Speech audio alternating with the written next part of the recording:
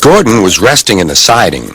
Sometimes he thought, "It's really tiring to be such a large and splendid engine. One does have to keep up appearances so."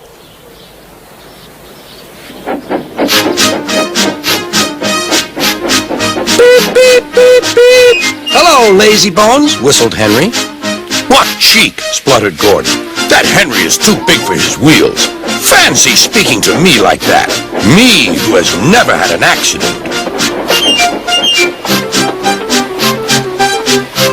"Are jammed whistles and burnt safety valves accidents?" asked Percy innocently. "No, indeed. High spirits. Might happen to any engine. But to come off the rails like Henry did, well, I ask you, is that right? Is it decent?"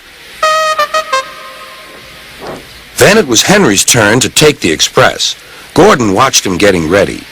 "Be careful, Henry. You're not pulling the flying kipper now. Mind you keep on the rails today."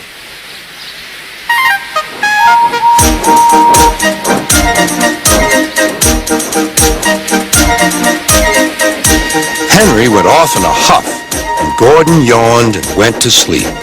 But not for long. "Wake up, Gordon," said his driver. "A special train's coming, and we're to pull it." "Is it coaches or freight cars?" "Cars," said his driver. "Cars," said Gordon.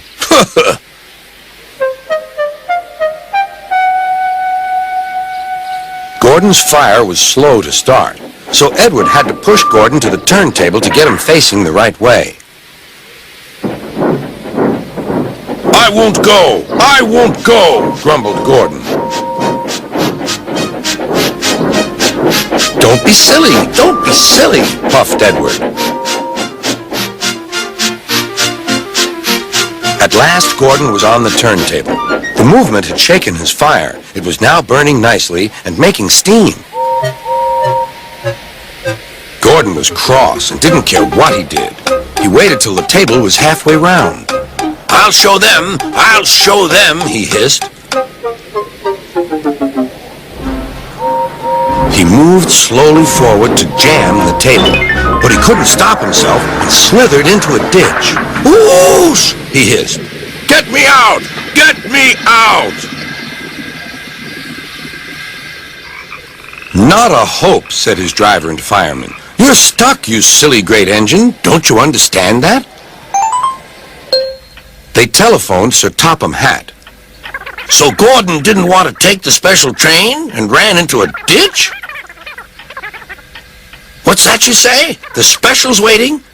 Tell Edward to take it, please, and Gordon, leave him where he is. We'll get him out later."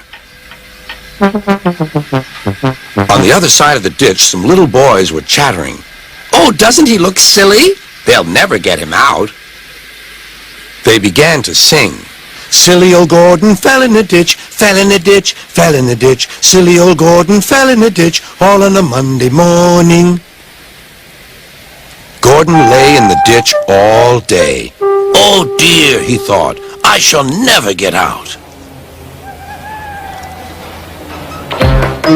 But that evening they lifted Gordon and made a road of sleepers under his wheels to keep him from the mud. Strong ropes were fastened to his back end, and James and Henry, pulling hard, managed to bring him to safety.